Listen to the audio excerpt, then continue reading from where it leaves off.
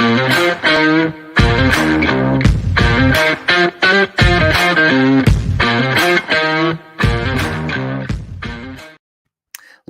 and gentlemen, welcome back to the DFS Army Fantasy Football Show. We are, of course, talking about the weekly flex plays for Week 3 of the NFL slates. Brandon, it's gonna be a good one once again. Yeah. What a wild start to the season, man. Like, there's definitely guys popping up that we didn't quite expect, but we were quite high in these rookies. I would say, like, these rookie wide receivers in particular. And so far, these guys are smashing. And we're going to chat about a few of them in our flex plays because where they were being drafted, a lot of these guys are flex plays. But, man, there's been so much good content over at the DFS Army website. So for those of you who aren't actively going to our website, go check it out, dfsarmy.com. There's, of course, a link in the show description below. Go check out our, I guess we're like the little, not quite the stepchild, but, like the little brother station to our DFS Army. And pretty there's much content every single day for all of your DFS lineups. But of course, we're here to talk about season-long weekly fantasy football, Brandon. And for those of you new to the show, first of all, thank you for tuning in. We appreciate it. We know there's so much content out there, but we're here to talk about some of our favorite flex decisions because really, that's the hardest part of our weekly lineup setting is which guy you're going to rock in that flex spot. So, Brandon, let's not bury the lead. Give me your favorite flex play of the week. All right, brother. This is the time of the rookie breakout. I think Week 3, we are starting to figure out what people are trying to do with these guys. And I feel like this man he should have production that hasn't been obtained yet just because of really just Jameis Winston. But right now, Chris Olave is leading the league in air yards at 330 freaking air yards right now. That's just a lot of untapped production that hasn't been connected yet. And once they do connect for those deep shots, that is going to be a monster week whenever Olave does that. And I think it could be quite possibly this week because when they're going against the Carolina Panthers this week, he's got one of the best matchups for the Saints this week against CJ Henderson. JC Horn is going to be too busy covering Michael Thomas on the outside to go over and pay attention to Olave. So if the Saints were smart, they would try and go against the other corner, and that is CJ Henderson. It's a neutral matchup for Chris Olave. Henderson's not a bad corner, but he is a neutral corner. Olave is a top talent. He's drafted as a top talent. He's one of the best route runners in this draft class. He goes deep. I think I saw a stat on Twitter about the average depth of target from the last game. And like his last 4 to 5 targets were over 30 yards each. So they are trying to get this guy deep, and they're trying to splash down the field with this guy. And when it connects, he's going to go for a monster game. I just feel like this is a game where he can actually do that, and they can scheme him open and get him some free routes over the middle and get him open and go against this Panther D, because this Panther D is very tough against the pass defenses. But I think Chris Olave is the key for the Saints against the Carolina Panthers this week. Yeah, man. I mean, Chris Olave, he continues to get the air yards, which you talked about. I mean, that's kind of classic Jameis Winston, right? I mean, it's very on brand for the guy. Michael Thomas, man, I had a choice in the Scott Fish Bowl between Michael Thomas and Chris Olave. And, I'm starting to regret my Chris Olave decision because, granted, this was early July. Michael Thomas is that dog, man. He's still going to be the number one guy, but Chris Olave is clearly getting his. We got Bali in the house, and he's got a flex question here. So I'm assuming that's going to be Curtis Samuel, Darrell Henderson, Cam Akers, or Devonta Smith. Well, I think, for me on this one, I'm still probably going to be leaning Darrell Henderson. Of course, the Rams are going up against Arizona. He is, unfortunately, still the lead dog. The thing that worries me about Henderson is that I'm still convinced Cam Akers is a better overall running back than Darrell Henderson is. Mm-hmm. I guess there's been some murmurs out there that Cam Akers has been in the doghouse the last few weeks, which is why he's not getting an opportunity share. But, the Rams want to continue to win games, and they're going up against a tough Arizona team this week. Look, they had a gritty win last week. You talked about Devonta Smith as a potential nice player, but again, that opportunity share just isn't great for me. And No. Curtis Samuel, where's Curtis Samuel to play? I don't know. Maybe Curtis Samuel's to play. I'm going Curtis Samuel because Yeah. he is the lead target in this Washington offense as of right now, guys. We got to adjust to what we're seeing, and it seems like this coaching staff is absolutely in love with Curtis Samuel. I think just him being injured the last couple of years has made these guys just go insane, the fact that they haven't been able to use him, and I think they just want to get as much out of him as much as possible before he does get hurt again, because he will get hurt again. But he is the number one target in that offense as of right now, which is crazy with an offense with Terry McLaurin in it. But it just seems like Winston or Carson Wentz has a very, very good connection with Curtis Samuel because it's easy throws. It's easy throws for him. It makes it easy for that offense to move the chains when you're just dumping off these little 5-yard routes, and he can just take and just yak for your team. So honestly, for me, I'm gonna just go with Curtis Samuel because I know what I'm gonna get. I know I'm gonna get 6, 7, 8 targets out of him. I know I'm gonna get some rushes in some high priority areas. I just feel Curtis Samuel's my guy. Yeah. No, I'm good. I'm going back on it. It's too ambiguous between Henderson and Akers every single week. Devonta Smith, you simply can't trust. Curtis Samuel, he's a smash every week. Why would it not be this week? So, leave it to the Commanders where this is going to be the week where Samuel falls flat in his face. But listen, we got a small sample size of 2 games, and he is the dog. We got Good Neighbor Sports coming at us. He's debating between Breece Hall and Brandon Ayuk in the flex PPR this week. To me, this is an easy one. I'm going Breece Hall. What do you think, Brendan? Oh, man. We were just talking about Brandon Ayuk. He has a horrible matchup this week, so I would go Breece Hall. Breece Hall is going to get the work. He's going to get pass work. This offense it's insane. Their rate of pace of play is actually really high. They are getting a lot of plays in. I don't know exactly where they're sitting at, but it seems like they are getting a ton of plays off each and every game. They seem like they're in it all the time, and I'm excited to see what they do this week as well. But Breece Hall is my guy too. I'd go Breece too. Yeah, I mean, listen. So we're going to talk about one of my favorite flex plays of the week, and it's actually going to be Michael Carter. So that goes a little bit against Breece Hall, of course. Yep. But that's more so because Carter's been so impressive. I mean, Breece Hall so far is still getting. They're not running a lot, but close to 7 carries a game. He's getting 5.5 targets a game, including a 36% snap share. Again, not great, but the team is. Listen, the Jets this week, of course, are going up against. I'm going up against Cincinnati, so absolutely they're going to have an opportunity to put some fantasy points. And Breece Hall, at some point, is going to break out because he is an elite talent, and the Jets, they're running a lot of plays in the game. They really are, like you mentioned, Brandon. So for me, it's got to be Breece Hall. Brandon Ayuk, he's just too inconsistent. He's just too inconsistent right now. I like the fact that with Jimmy in the offense, it should make things run a little bit smoother as for, just managing the game. So if Ayuk is open, I'm sure Jimmy can get him the ball. But I just have a feeling that what's that? Did you notice last week that Garoppolo, so one of his biggest criticisms was he wasn't pushing the ball down the field? Well, he was starting to push the ball down the field early in the game last week. So, that's obviously going to favor Brandon Ayuk. But for me, it's just you talk about the opportunity and you talk about those explosive plays.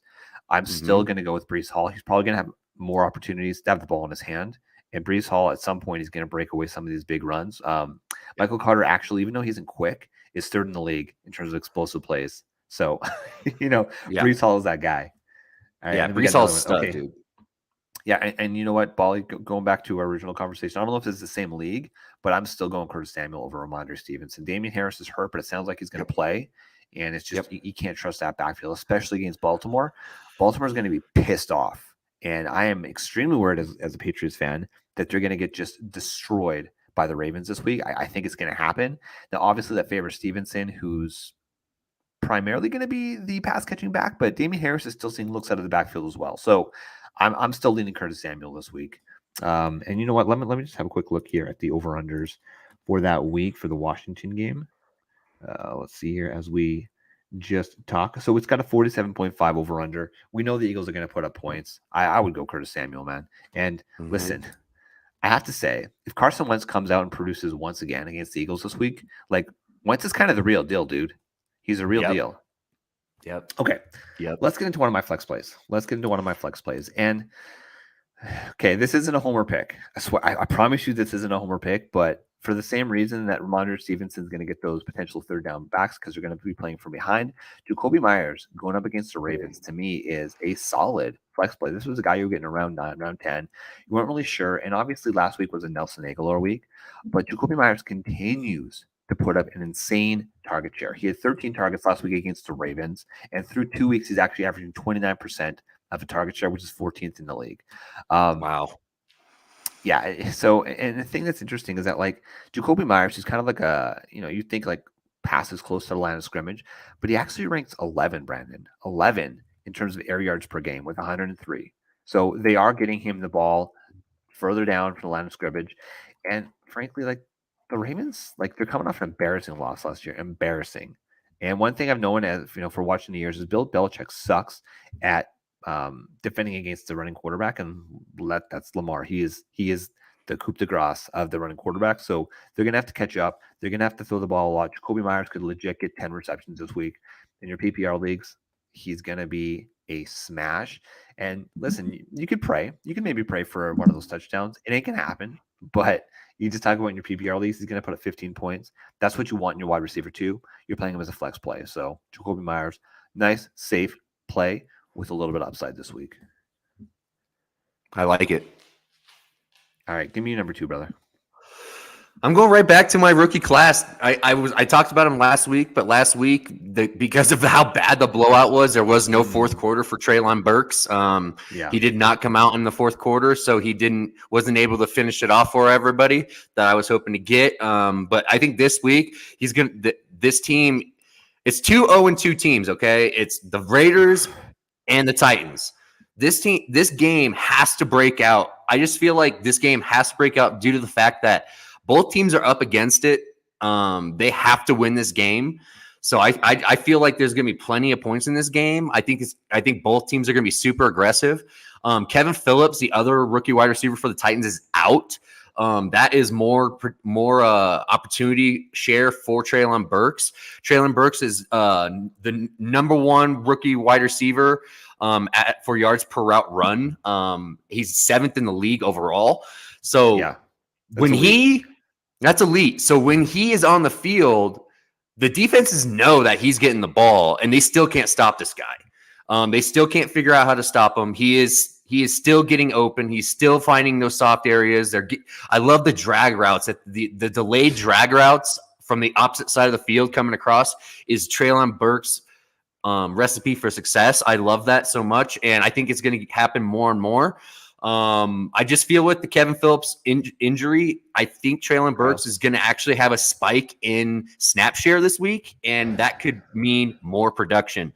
So I am, again, riding with my boy Treyland Burks, the Arkansas Razorback, and I think he's just going to actually break out a little bit. I think this is a rookie week, breakout week for a lot of guys. I'm going to be talking, all 3 of them are going to be rookie flex plays for me this week.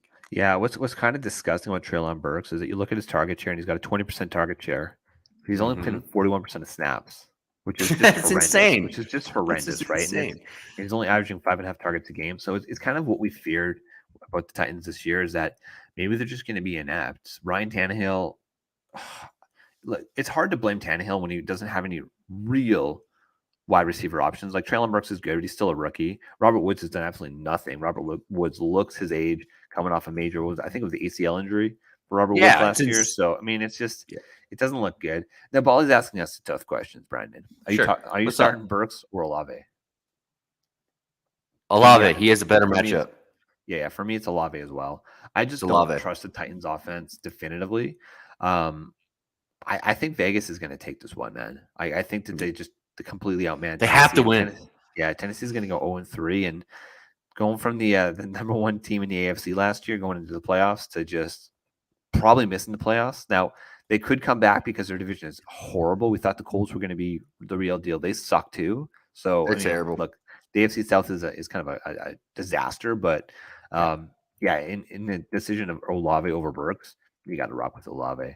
Yeah, his unrealized air yards are just too high to ignore. Like that there's so much potential there. It's just too hard to ignore for me.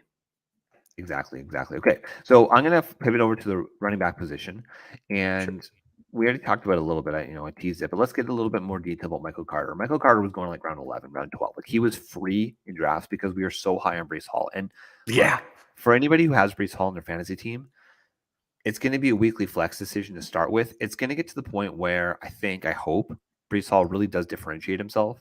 And maybe it's just going to be like a lightning and thunder type situation where you can start both Michael Carter and Breece Hall. The problem is that they are throwing the ball a ton. So where these players are getting their production is actually going to be through the passing game, which we do like, but it also means it's going to open up for Elijah Moore, Garrett Wilson, Corey Davis is still there. But this week, listen, Michael Carter is still, at least as of now, the lead back going up against Cincinnati. He ranks second in targets for running backs with 14 targets to start the season. He's got a 60% snap share, which is not quite what we expected. We would have figured maybe the reverse, but so far it's 60%. And he's number 2 in the league in terms of route runs for a running back with 49 routes run. Again, that's led to 12 receptions. And this is what's wild to me. This is the most wild stat for me. Is he ranks 3rd in breakaway runs with 3. Okay, he's not the fastest dude. Yeah, exactly. He's got a 4.59, but he's got a 97th percentile agility score, meaning that he might not be the quickest dude, but he's able to make a man miss, and then he's able to get yards after that. So Michael Carter, in terms of just those high caloric plays, like he seems to be doing it because, generally speaking, again, we want a running back that kind of does it all, runs the ball and catches the ball. But if you had to choose, you'd want a third down back when they're not actually running the ball, which is exactly what Michael Carter is. So he's a fantastic play. I've been starting him every single week as one of my RB2s in a league, and he's smashing for me every single week. And listen, just take it to the bank, baby. Yeah, just be happy that if you decide to take that plunge, you definitely won on that because you got value on. There's no chance that you didn't get value on Michael Carter where he was going in drafts. Right now. Oh, absolutely. And listen, this is one of those situations where sometimes the wet blanket is also the most sobering blanket. And Alan Seslowsky constantly was telling us, listen, Michael Carter, he's being slept on.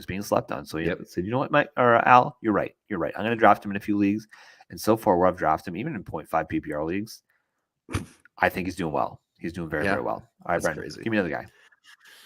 Well, I'm going to the Tasmanian Devil himself down south in Texas, baby. We're going to Houston. Damien Pierce this is the week. This is the week. This is it. Rex Burkhead is going to fade a little bit in this game script of this game against the Bears. I think this is the first game the Texans have that they can actually stay with pace of the game and not be on the defensive the whole entire time, where they can actually possibly control the pace of the game with Damien Pierce and not get pulled off for third down and long snaps. I think this is the time where Damien Pierce actually is able to break that 100-yard mark and possibly get into that end zone for you. I'm starting him in our flex league. I'm all in. I'm actually starting him over Chris Olave in one spot because I feel like Damien Pierce is being slept on right now just because of Rex Burkhead. I think the Houston Texans did the typical, let's just work the rookie running back in. Let's just break him in solid. This is week 3, man. That we know that Damien Pierce is a very good running back. Lovie Smith, all he keeps saying is we're going to get him more touches. We got to get him more touches. And I feel like this is the first game they've had all season where I think the Texans are going to be in control of this game. So I feel like the Texans will win this game. So that's my prediction on this one. He will win this game. Damien Pierce and Brandon Cooks are going off in this game. The only thing, there's a bunch of things that worry me about this game, Brandon. I'm not going to lie to you. It's 2 bad teams going up against it. Mm-hmm. The Chicago Bears have looked horrible, absolutely putrid. They've looked just absolutely putrid. Obviously, week 1, Rex Burkhead was the guy. We all kind of fell off our chairs. We're like, what the fuck are you doing, Lovey? Let's get the guy in. And the narrative last week was, okay, we got to get more touches for Damien Pierce. This week, again, they reiterated they want to get more touches for Damien Pierce. The over-under on this game is 39. Okay. Yeah. The Bears are favored. Is that the lowest of the week? Is that the lowest of the week? It was the second lowest versus the Thursday night game. The Browns versus Pittsburgh was at 38 points. So the implied that makes me happy. The lower dude, that makes me happy. That means the story that running backs do well in low scoring over and under, and low over and under games. Like it seems like running backs are like the only guys that succeed in those types of games. Yeah. To me, over the years of watching them, I'm actually more. You saying that makes me more bullish on it. So I like that. But go ahead, continue what you're saying. The implied team total for those Houston Texans is 18 points. That's 2 touchdowns. Brandon Cooks, Damien Pierce. There you go. That's it. That's how I got it. What could possibly go wrong? Listen, so one of my home leagues is only a 10-person league, and we have pretty shallow benches. Like it's only 5 players on the bench. Somebody dropped Darnell Mooney, and I grabbed him off with the waiver wire this week. Dude, what are we doing with him? Like I was super high on him throughout the summer. I was trading for him all over the place. Yeah, I feel like a complete dunce doing that right now. Like I was expecting like 130 targets for Darnell Mooney this year. Honestly, I was expecting a big workload, and he's getting none of it. What's going on? What I will tell you is, I will reiterate to the people. If you guys think the Chicago Bears are going to just be a historically bad team for the year, then yeah, you don't want to go and target Darnell Mooney. But if you assume that things are going to regress back to the mean, they're still a professional NFL team. We still like Justin Fields and his ability to push the ball down the field.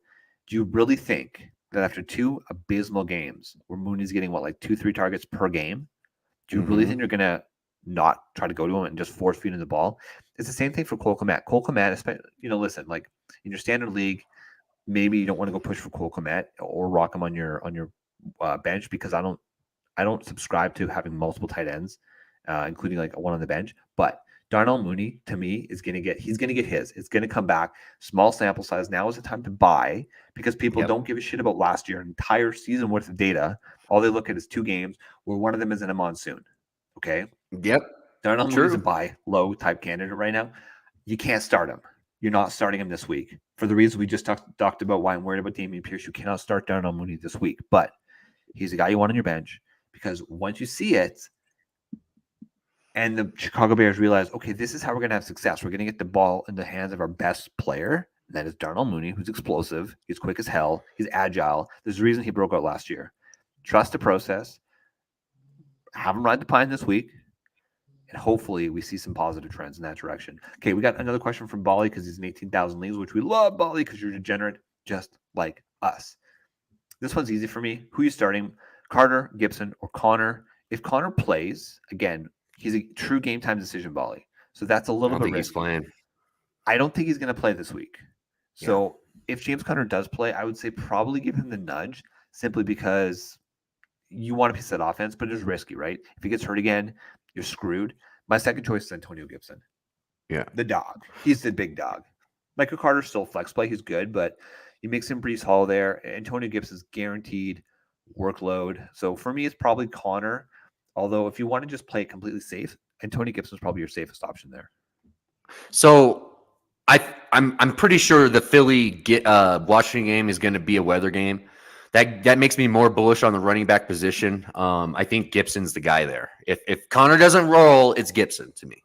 Oh God, Jalen Hurts. Oh, sweet mercy, dude, he's just murdering this league right now. Just give him those long ass studs at the bottom of his cleats, and he's just gonna he's just gonna run. He might end up with like 2 rushing touchdowns if it gets real muddy. Love it. Okay, give me another flex play. Brandon Diadam at 19 on Twitter. All right. You didn't like this one when I was talking about it, but I really like it. I think Sterling Shepard is a guy right now. I think 10 targets last week. I was just on Player Profiler looking up his cornerback matchup of the week, and he's going to be matched up against Jordan Lewis. That's a minus coverage rating for him, minus 14 coverage rating. And Jordan Lewis is giving up 10.1 fantasy points per game right now. I feel like the Giants are starting to feel it a little bit. I think they are starting to understand that they actually are a talented team. They got a coach that's getting the right guys the ball at the right time. Daniel Jones looks like a competent quarterback. That's kind of crazy when you got a coach that's gonna actually give you those easy completions, and that's what Sterling Shepard does for this offense. Is that him coming out of the slot? It makes it so easy for Jones just to dump it off and let Sterling Shepard do his thing.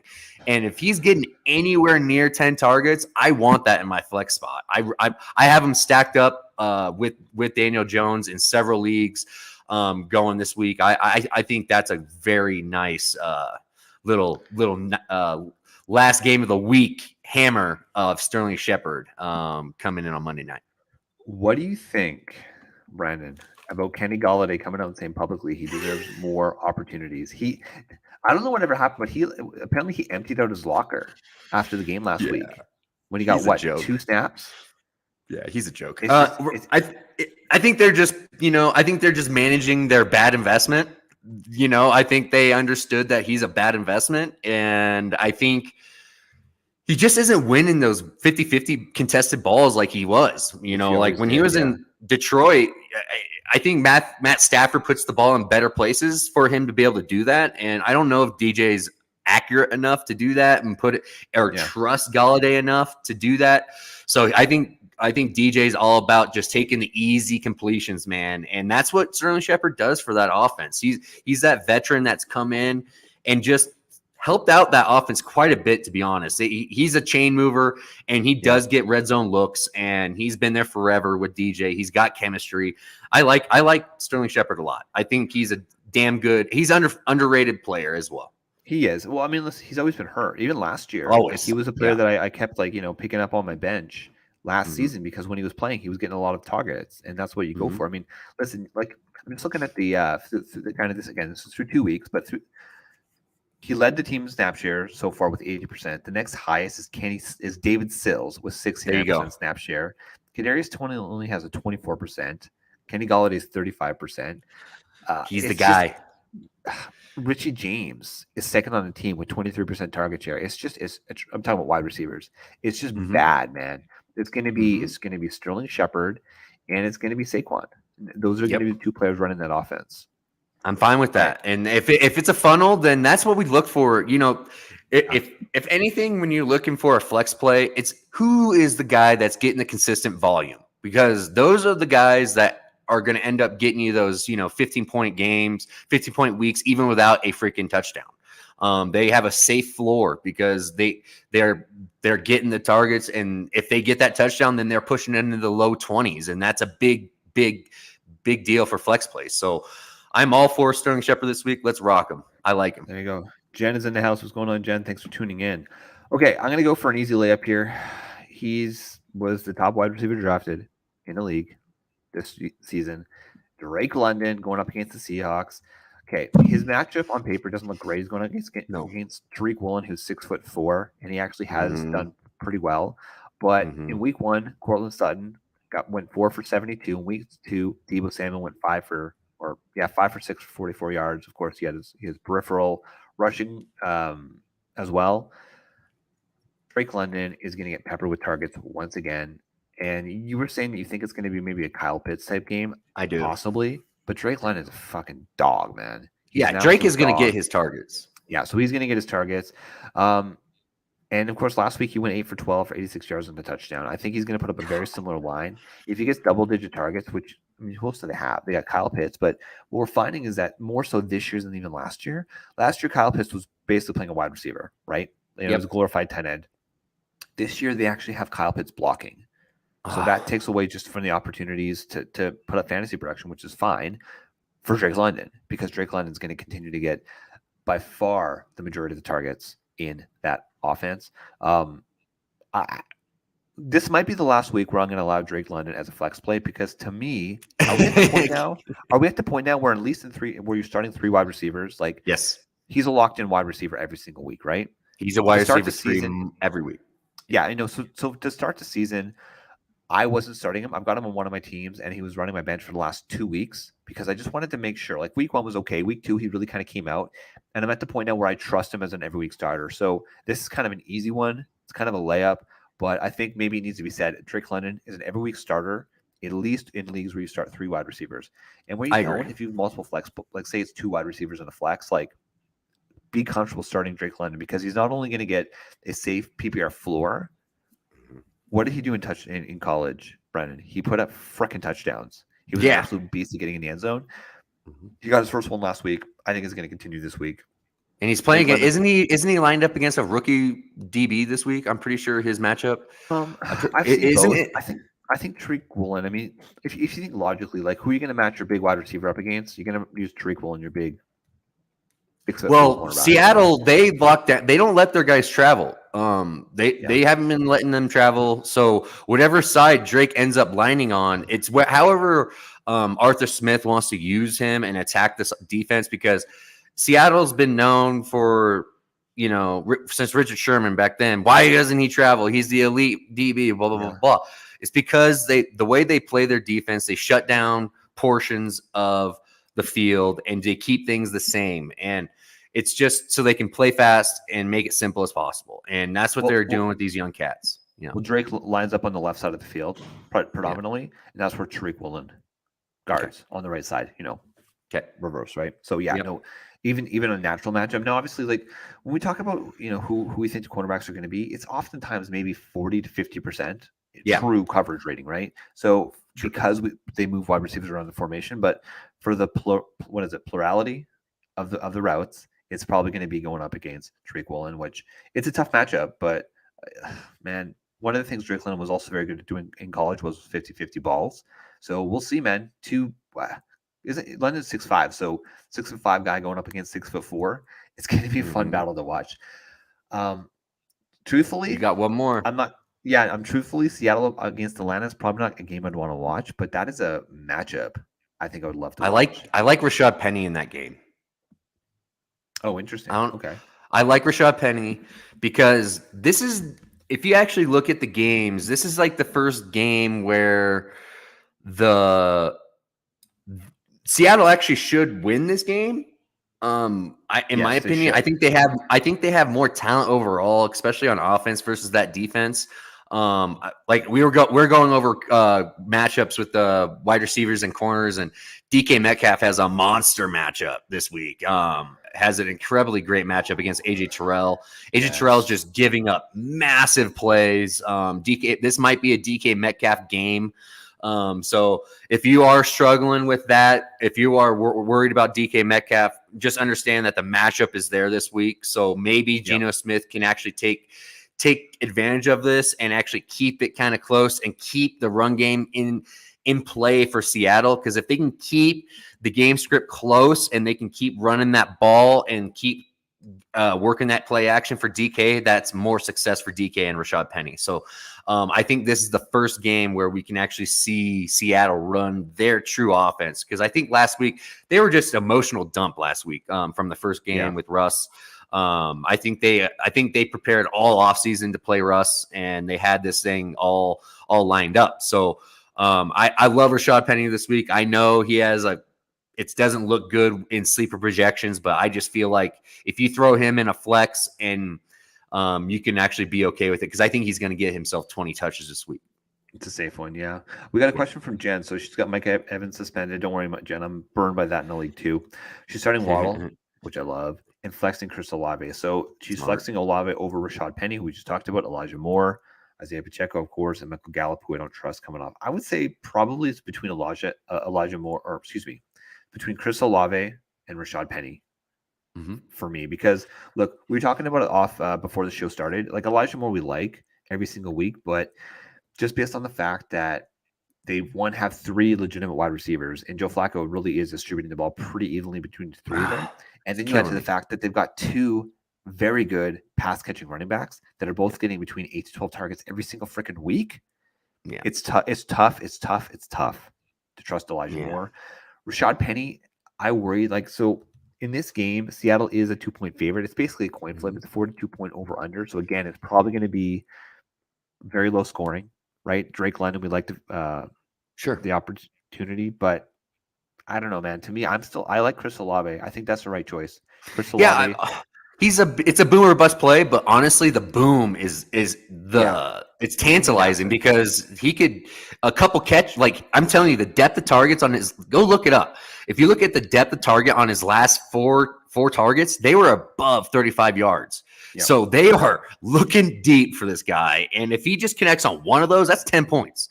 That's 10 points right there, because that's going to end up being a touchdown play. So I'm all for, if you're a dog, I'm going to Olave because the high upside there. If you're protecting, your projection a little bit, I could see Penny being a guy that, because I think that he is going to get 15 to 20 touches. Yeah. This is the game script for him. But if you are a dog, Olave, I think he has that Garrett Wilson type upside of last week, like where he just could go off for 150 yards. Yeah, I mean, listen, Chris Olave's getting 160 air yards per game. Yeah, it's insane, dude. Okay, it's insane. That he leads the league right now, Jen. So you talk about it's just massive explosive plays. And listen, Ken Walker, our guy, he's going to be even healthier this week, which my thought is they're going to continue to work him more and more into the game. And this is pretty sick. The rest of her team is Kyler Murray, AJ Brown, Jonathan Taylor, Tony Pollard, and Ertz as the tight end. That's just love it. That's just a beautiful thing. It's filthy. That Kyle. Hey, how about our guys? All of our followers and all of our listeners. How about that Kyler Murray, Zach Ertz stack we've been preaching all summer?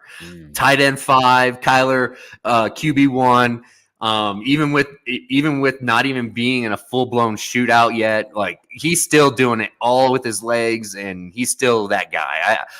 He hasn't been in a massive shootout game yet this year. I can't wait for it because it's coming. It's a monster. It's coming. Jeez, Patrick Haas 1. This sounds pretty disgusting. So he went 0 wide receiver. I think he means 0 RB in the draft. He has Hurts, Diggs, Jefferson, AJ Brown, Pitts. Oh my God. I got an RB2 and 1 flex spot left. So we need an RB and a flex. Who do I pick out of ETN? Oh God. Bayman, Allen Robinson, Chase Edmonds. He's gonna make me say it. He's gonna make me say it, dude. Yeah, so he's gonna make me say it. You're definitely going Clyde Edwards-Helaire in your running back position because he's what, like the RB7, RB6 so far? He's RB5 or something. Yeah, so it's just disgusting, but you have to embrace the fact that he's getting the opportunities, okay? So Kansas City is going up against Indianapolis, and Indianapolis sucks. So you can definitely see a situation where Clyde Edwards-Helaire is going to score points. Like he's going to be Clyde. It's Clyde and Bateman. Okay, that's easy. I was going to say that the discussion is between Allen Robinson and Rashad Bateman, but oh my God. Bateman is that guy. Bateman is everything we thought he was going to be. Maybe better.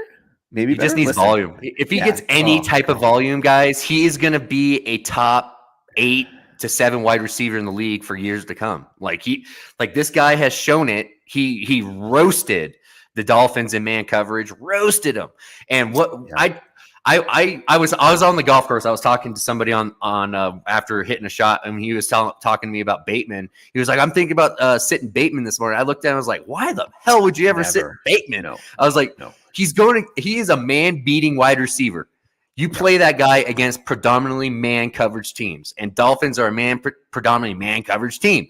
And he just roasts people. So just continue to play Bateman. I know the workload isn't quite what we wanted, but I think that's going to grow as the season goes on. It has to. For them to be successful, it has to grow.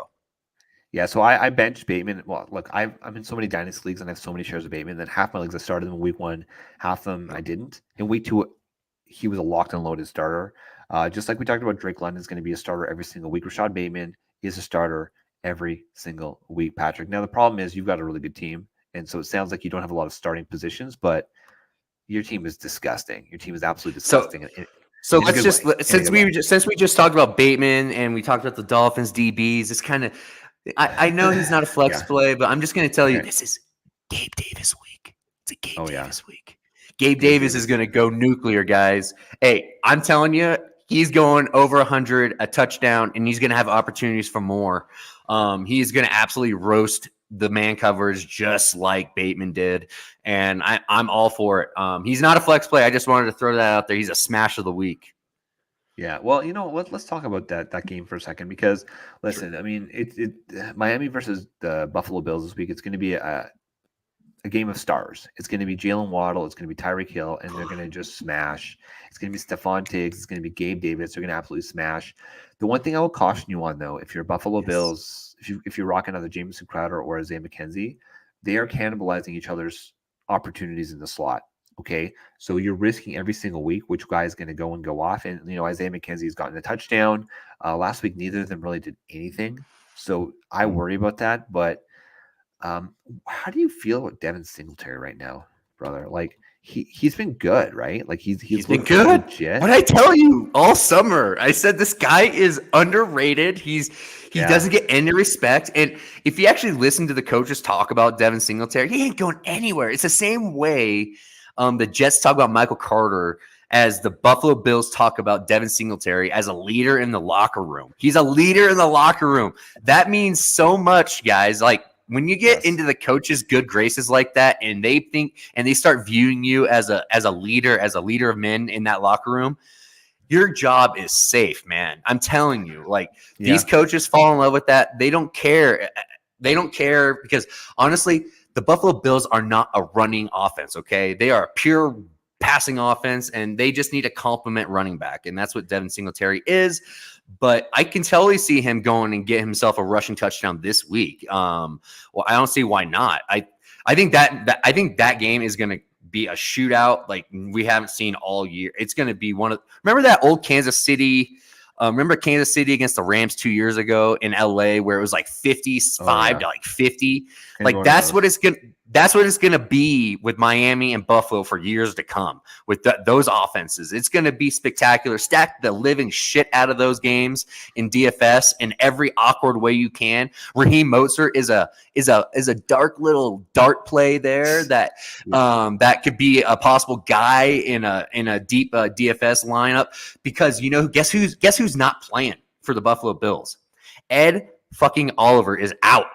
That dude is a superstar in the inside on that D line, and with him out, I love Rahim Moser sneaking out and getting some big chunk yard runs and possibly a score when they get close up into the red zone. I worry about that timeshare. I'll be honest with you because I think Chase I get it. I get it. I think Chase Edmonds is a guy that they use as when they're chasing. Like when they're chasing, I think that is but Miami has so much firepower, they aren't going to be chasing the Buffalo Bills. I think they're going to be trading shots all game long. Yeah, I mean, you might be right. I think it's going to be, listen, don't play. If you're rocking the Bills defense, you got to drop those guys in the street. Drop those guys. They got a bunch of injuries too. How do you feel about Gibson in a non-PPR league? So we're talking 0 PPR. I mean, it's tough, but he's still going to lead back in that offense. But what do we talk like? Who is on the bench, Patrick? Yeah. Because like that tells me more about your situation than anything about Gibson. Yeah, I like it. You know me. I'm never going to talk ill about my guy Gibson. Come on, man. He's my dude. I'm going to rock him forever. I think this is like I said, weather game. Yeah, he's still getting 14 carries per game, so that's great. That's fine. Yeah, listen, if it's a choice between Gibson and Bayman, I'm taking Bayman. Over Gibson. Yeah, go Bayman for sure, brother. Go Bayman over Gibson for sure. Yeah. Okay, brother, give me one more honorable mention, and then we're gonna get out of here. How about Julio Jones? He's going to be the only guy that can catch footballs for Tom Brady. I think honestly, he's going to be the only guy that they're going to have that can actually do something on the outside if he plays, like if he can play. But I think he's going to play. I think he has to play. And I think Julio Jones has to have a little bit of a renaissance game, and the targets are going to be there. And if Julio starts, I trust him if he gets volume. So that is my little, easy out there. If Julio is not playing, are you comfortable like playing Gage or Perriman? I'm not. I mean, listen, maybe Perriman. Okay, we just talked about Perriman. He has a stupid good matchup, so I don't know.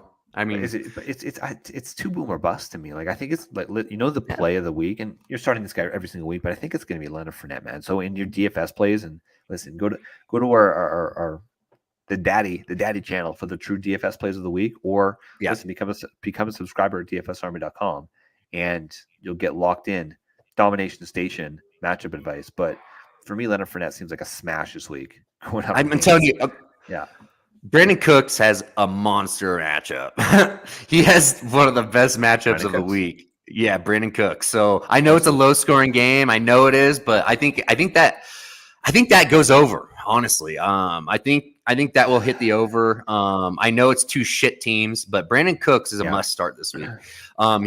He's going against Kendall Vildor of Chicago. In player profile, he has a minus 23.6 coverage rating. That's pretty awful. I just feel like Brandon Cooks is that veteran player that can dominate no matter if it's a shit game or not. So I just, like I said, I think the Texans win this game, and I think this is the game that they can actually get their offense looking like what they want it to look like. Yeah, I mean, it could be very true. Okay, I'm going to give you just a couple quick hitters, and then we're going to close it out here. So every single week until Rondell Moore's back, I'm going to say start Dorsh, going up against the Rams, of course. He's going up against Troy Hill, number 56 for cornerbacks. And what does Greg Dorsh play? He plays out of the slot. So he's ran 94 snaps out of the slot and ranks 8th with 80 routes run. And Kyler's been extremely accurate getting the ball. He's getting the ball. He likes him. He's getting 5-6 targets every single week. In week 1, he got almost double-digit targets. He got a touchdown in week 2 to save the week. Greg Dorsh is a smash play, and he was a free waiver wire pickup pretty much. So he's actually available in a lot of leagues. So if you can go, if he's still in your waiver wire in your PPR league, go in and get Greg Dorsh. Noah Brown of the Dallas Cowboys. There's another wide receiver 2. Now, Michael Gallup has been practicing this week. If you were watching the waiver wire show, you would have gone up and picked up Michael Gallup. You guys in the Banana Hammock boys were sleeping. I was able to get him for free for nothing. He was just sitting there on the waiver wire. I don't trust Michael Gallup, even if he plays this week. Noah Brown probably is not a safe play if Gallup does play. But if Gallup sits one more week, smash Noah Brown. This was one of your calls. Juju Smith-Schuster going up against the Colts. Juju isn't an every week guaranteed start. This week, the Colts are horrible. It's got a 50-point over-under. Juju Smith-Schuster is a smart play. Going to the Arizona Cardinals game, if James Conner does sit, Darrell Williams is a play. Benjamin's going to continue to play as a third down back predominantly, which means that Darrell Williams is going to get the opportunity share and probably going to get those red zone touches. So that is the play there. Christian Kirk, every week starter. Talk about it. Listen, there's nothing else to say. He's Trevor Lawrence. Stud. Trevor Lawrence looks good, man. Trevor Lawrence looks like he is going to be that guy. He needs more time. We've talked about it before. I mean, Christian Kirk isn't a definitive wide receiver 1, but he is this year at least. And wait, swap Gallup for Dorsh? No. Jen, hang on to Michael Gallup. Hang on to Michael Gallup. Don't play him this week. Keep him on your bench because Gallup is a much better talent than Dorsh ever could be. No, keep Gallup, Jen. Dorsh, I'm just talking to. Gallup over Dorsh, I'd say, right? Still, yes. Keep Gallup over Dorsh. Okay. And that's it, man. Those are all my notes. Those are all the guys that we had to mention about. One thing I will say is just overall rookie wide receivers. Overall, we thought it was a pretty deep class, but no real stars. Chris Olave is a star. Garrett Wilson's a star. Jahan Dotson's a star. Drake London's a star. Keep going. These guys. There's one more. There's one more. Who got you? He's yours. My guy, Treyland Burks. That motherfucker is a star. Burks. Just wait till he has a snap share of 80%. He's going to go absolutely nuclear. I don't give a shit what anybody says. Just look at the metrics, man. The guy is not getting. They are breaking him in exactly how they broke in AJ Brown when he was a rookie. AJ Brown didn't hit the 60% snap share threshold until like the first month. So I'm telling you, they are doing the same break-in. They are doing the same process with this kid. Everybody that got him in Dynasty, if you can go steal him from any shaky Treyland Burks owner, go steal him. Go try and go send a second with a player with some change. See if you can get him, because that is same thing with Kenny Walker. I've been trying to feel out some Kenny Walker owners. They are not giving up. They aren't giving. The guys that I've been talking to aren't giving up yet, but maybe in a couple more weeks where they're seeing more low usage and all that stuff. But that's another target in the next couple of weeks. But Treyland Burks, before he has that massive breakout, try and acquire him. Yes, Treyland Burks is not a opium. Oh, so good. I need to make sure I work that in every single week. I just love that one. Yeah, no, he's not a hobby and play. Treyland Burks is a real deal. Okay, so real deal. We've already talked about the spiel. Go to dfsarmy.com, become a VIP member. Every single week, people are winning millions of dollars, but more like realistically, they're winning thousands of dollars every single week. Domination Station. We have so much content over at the other DFS Army main channel, as well as so many damn tools. The Domination Station is the premier flagship tool over at dfsarmy.com. It gives you your optimized lineups. It's easy to use, and it's got a lot of fun information. We've got cornerback matchups. We have trend tools. Like, there's so much out there. Go check it out, dfsarmy.com. Get a VIP membership and just give it a try. And when you start playing, it'll pay off in a couple weeks, depending on what sort of slate you play. But if you're tired of losing at DFS, we help average Joes become DFS pros. So with that, Brandon, we are, of course, a DFS Army Fantasy Football Show. Thank you for tuning in. We know there's a lot of content out there, and thank you for watching to the end. So for Brandon, I'm Flex Sheen, and we are the DFS Army Fantasy Football Show. Good luck this week.